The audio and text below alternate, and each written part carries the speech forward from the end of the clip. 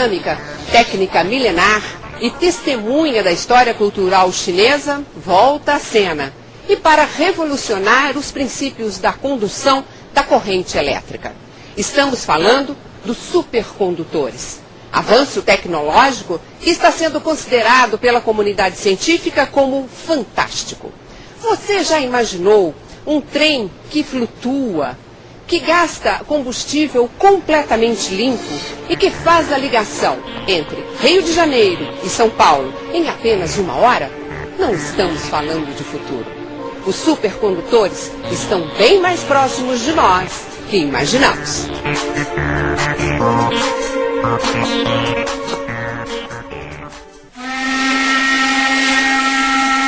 Professor, nós estamos aqui diante de uma imagem do século XIX, século XX, que representa uma locomotiva que foi a lenha, né, a carvão, a diesel, e que precisa de trilhos, precisa de rodas.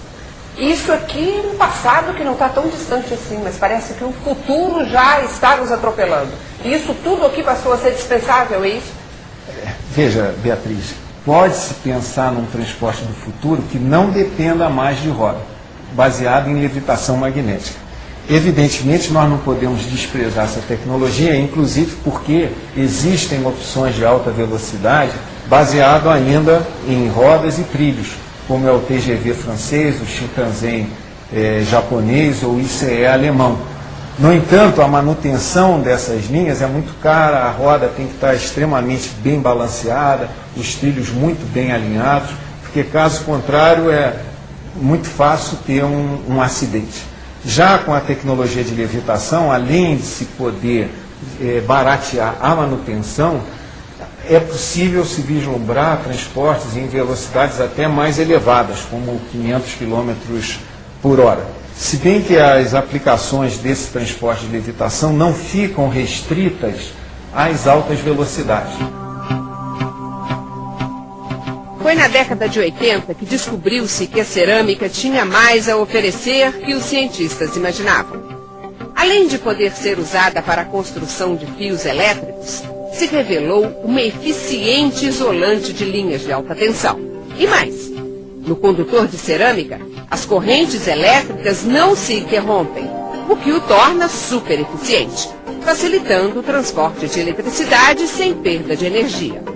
Mas a cerâmica ainda é mais fascinante. Tem poderes magnéticos capazes de fazer levitar. As formas de se conseguir levitação com mais facilidade são as formas magnéticas. E para isso existem 3 tecnologias que hoje em dia se mostram mais interessantes, né, que nós vamos ver aqui as demonstrações. Certo. Tem a tecnologia que é chamada eletromagnética. Dá para a gente ver como funciona? Nós ilustramos aqui, através desse protótipo, construído pelo professor Ney Bruno, do INE, como é o princípio da levitação eletromagnética. Na verdade, nós temos aqui um eletroímã, que é um ímã cuja intensidade pode ser variada em função de uma corrente elétrica, e uma esfera que se encontra levitando no espaço graças a um sistema de sensoriamento de posição, que aqui no caso é feito oticamente, e na medida que se percebe que essa esfera está tendendo a cair, aumenta-se a corrente do eletroímã, aumentando assim a força de atração, e se essa esfera se aproxima muito do eletroímã, através desses sensores ópticos, se percebe que é necessário diminuir a corrente, e aí ela cai um pouquinho, e com isso ela consegue se manter flutuando no espaço. Na Ásia, 2 ferrovias já usam esse sistema. Sim, isso daí já está colocado... Para transporte de passageiros? Para transporte de passageiros. Já está implantado na China a ligação entre o aeroporto internacional de Xangai e uma estação de metrô, e também no Japão, perto de Osaka, um sistema que é conhecido pela sigla HSST. E qual a velocidade que o trem, por exemplo... O HSST, que é esse protótipo, esse sistema japonês, trabalha em torno de 100 km por hora. Não é altíssima velocidade.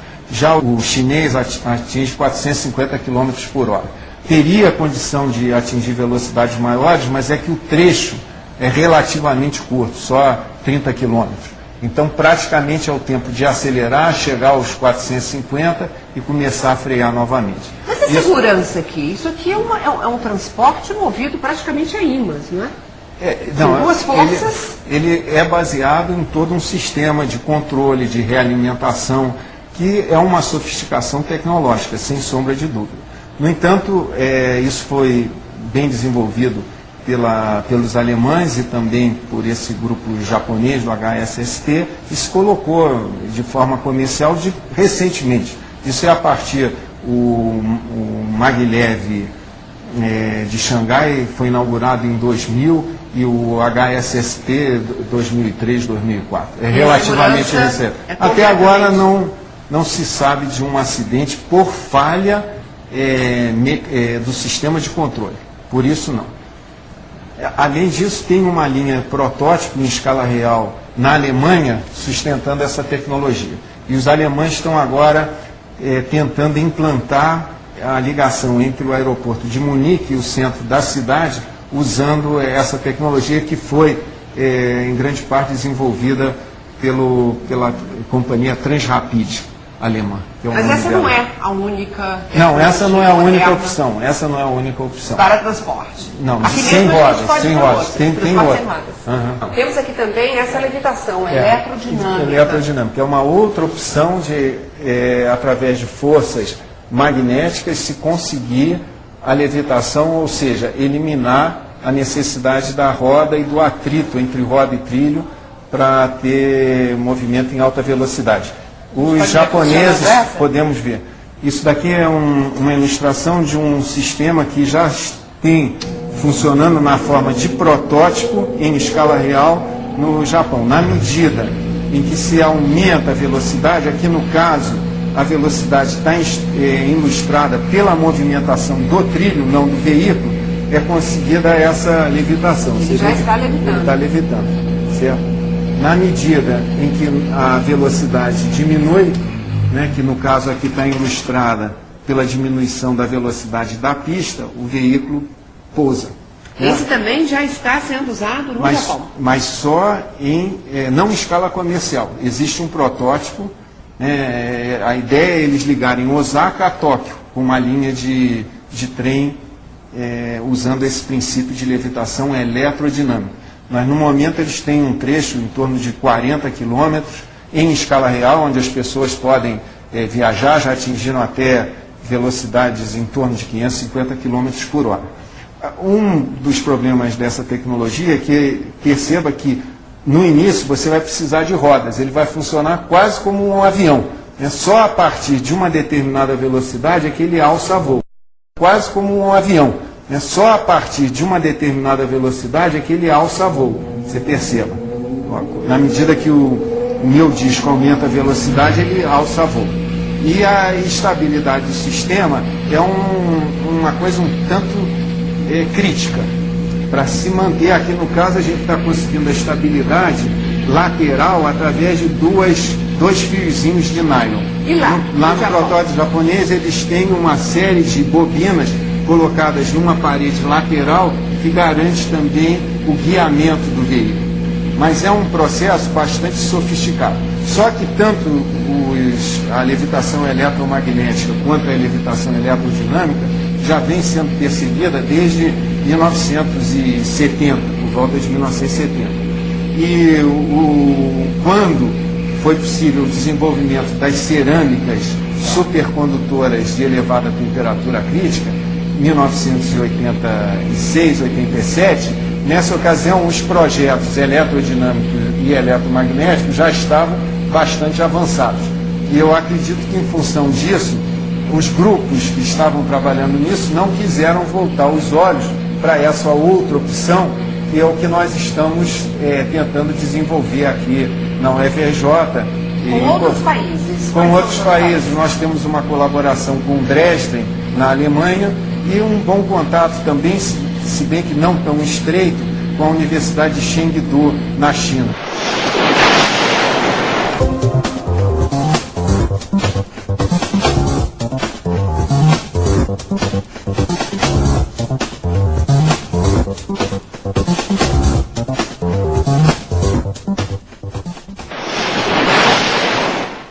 que então é o trem do futuro?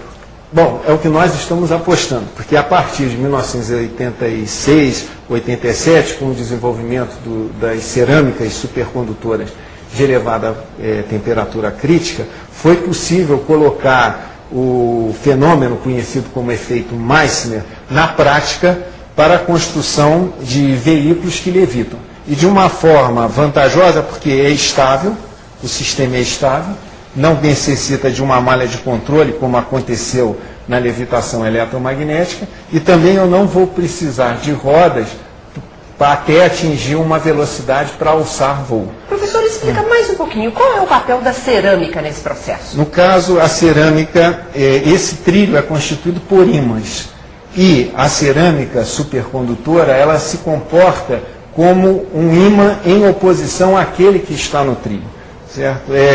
Os termos que se usa é que o supercondutor se comporta como um diamagneto. E o diamagneto espelha o campo que se encontra ao redor dele. E daí mas com a vantagem que esse sistema, feito por supercondutores de elevada temperatura crítica, ele é estável, como está colocado aqui. E se você tentar botar um ímã em oposição de polaridade um contra o outro, ele não fica. Um vai bater no outro. Precisa de alguma coisa que os mantenha um faceando o outro. E aqui não há necessidade disso. Naturalmente, ele já fica dessa forma. E você vê que é completamente estável. Se você tentar puxá-lo para cima, ele não vai sair. Se você tentar empurrá-lo para baixo, ele não vai. Pode tentar. Tenta puxar para cima, ele não vai. Tenta empurrar para o lado ou para o outro. Ele vai ficar. Ele está ali, grudadinho. Ele está muito preso. Está muito bem preso. Quer dizer, em termos de segurança, não tem perigo nenhum.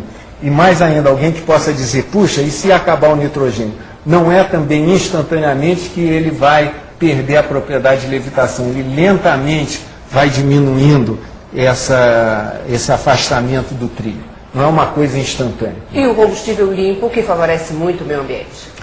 Sim, a refrigeração, no caso desse de alta temperatura, é feita com nitrogênio líquido, e o nitrogênio é o elemento que mais está presente na atmosfera. Quer dizer, essa fumacinha que está saindo, ela não está poluindo em nada. Ela só está voltando para de onde ela foi tirada, que é o nitrogênio do ar, né? A função do nitrogênio líquido é fundamental para a levitação deste novo modelo de trem. Ao se transformar em vapor, em aproximadamente menos 200 graus Celsius, ele atinge a temperatura suficiente para tornar os supercondutores ativos. É exatamente nesta hora que as pequenas pastilhas revelam suas maiores propriedades magnéticas. O que significa a chegada desses supercondutores à ciência?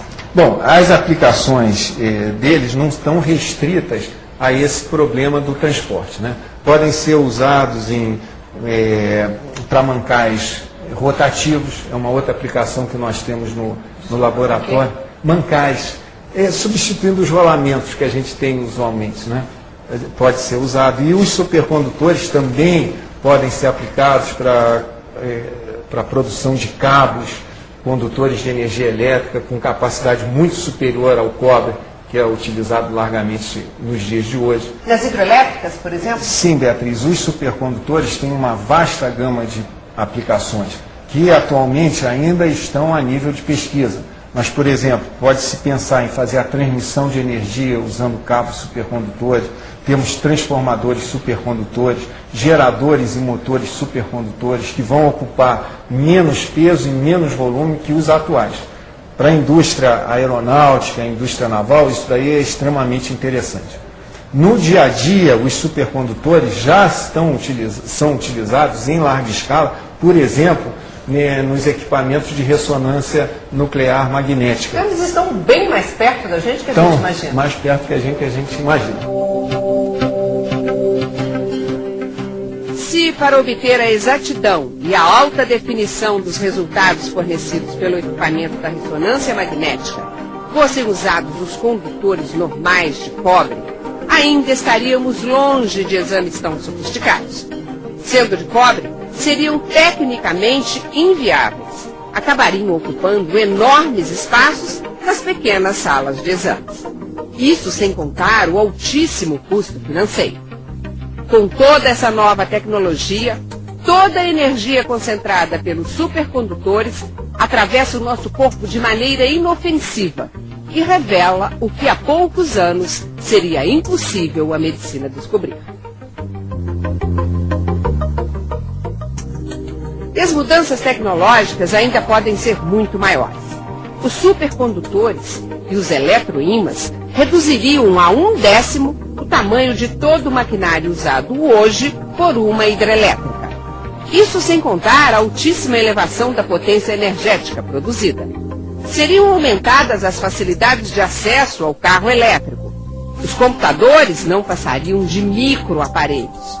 Com os supercondutores, nossa tecnologia que usa eletricidade poderá mudar.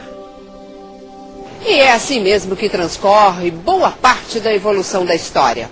A convivência do homem com o material de cada tempo. Do homem da pedra lascada ao homem da era do átomo.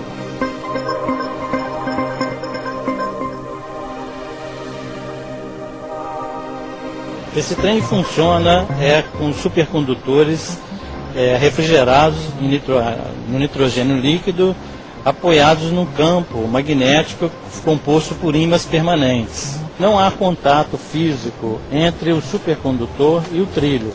O trem ele está levitando, apoiado em cima de um campo magnético. Isso faz com que a energia necessária para que ele se mova seja muito reduzida. Essa solução ela pode contribuir para o grande déficit de energia que nós vamos ter nos próximos anos. O setor de transporte é responsável por 50% do consumo de energia no mundo. Se nós tivermos um transporte que consuma mais energia, essa solução técnica está contribuindo para que esse balanço, esse apagão energético que se preveja, possa ser prolongado por um prazo maior. Isso sem contar que é um combustível limpo, ele não prejudica a natureza. Exatamente. O enfoque também que foi dado, principalmente, foi que os maiores problemas de transporte, eles não estão na interligação entre cidades, mas nas cidades, nas próprias cidades. Hoje a construção de 1 quilômetro de metrô custa 100 milhões de reais. Qual é o preço do quilômetro deste trem? Esse trem nós estamos calculando que ele é 1/3 do custo de um metrô. Então, um metrô atualmente está na faixa em vias elevadas, em torno de 30 milhões de dólares por quilômetro. Esse custo vai ser inferior a 10 milhões de dólares por quilômetro. Por quê? Porque enquanto no sistema convencional a carga é concentrada nas rodas, nesse sistema todo o carregamento é distribuído ao longo da superfície. Isso faz com que as estruturas tenham um dimensionamento muito inferior ao que se fosse a carga concentrada. Essa é a explicação da redução de custo das vias elevadas. E quais são as possibilidades de um meio de transporte desse vir a ser usado no Brasil? O Brasil é um país ideal para esse sistema de transporte. Primeiro porque ele não tem trens de alta velocidade que são os maiores concorrentes. Tudo está ainda para ser feito. Então o Brasil pode saltar uma geração tecnológica. Os trens de alta velocidade são trens ainda do século de 1825 que foram sofrendo aperfeiçoamento. Esses trens que batem recorde de alta velocidade é o mesmo princípio do século passado. Isso daqui não, representa uma nova geração. É, como você disse, a idade do átomo. Falta muito tempo para esse trem deixar de ser só esse protótipo e passar a ser utilizado por passageiros, por exemplo? Ele pode, é possível. Hoje há um certo domínio tecnológico, há toda uma motivação ambiental, há uma motivação de economia de energia, e aí existem técnicos brasileiros capazes. Nós estamos precisando apenas de uma oportunidade para que essa tecnologia brasileira possa ser desenvolvida no país e até ser exportada, porque não existe nenhum sistema desse operando comercialmente. É um grande avanço do desenvolvimento tecnológico brasileiro? Seria mais uma vocação brasileira, além do samba. Nós temos vocação também para economizar energia. Haja visto o programa de biocombustível, como o da cana-de-açúcar, que tem 30 anos. Então nós estamos convidando que os jovens arquitetos façam seus projetos, ousem, considerando que tem uma nova alternativa de transporte que pode mudar totalmente a cara das cidades. Aí vão precisar desses artistas, dos futuros Niemeyers, e a engenharia estará ajudando eles para tornar esse sonho, né, que agora é um sonho, mas nós já estamos quase acordando uma realidade. Um sonho que os cientistas já podem enxergar. Não importa se por enquanto apenas virtualmente. Se o trem que levita já pudesse cruzar os 14 quilômetros da ponte Rio e Niterói, veja que transformação nos meios de transporte. O trem circularia embaixo das pistas. Assim, não haveria qualquer interferência no tráfego rodoviário, que continuaria a correr normalmente. Embaixo, quase voaria o trem supercondutor, a uma velocidade de 200 km por hora. A Via Dutra, por exemplo, que liga o Rio de Janeiro a São Paulo, se ampliada, abrigaria também a pista por onde o trem faria passageiros e carga levitarem até o destino. Todo esse percurso terrestre teria quase o mesmo tempo de uma ponte aérea, apenas 1 hora. Se o senhor tivesse que definir hoje o papel dos supercondutores no desenvolvimento da ciência, qual seria essa definição? Bom, eu colocaria como sendo uma nova época da pedra polida, onde a pedra que está sendo polida são essas cerâmicas ou os condutores supercondutores, onde o polimento está sendo feito a nível atômico, né?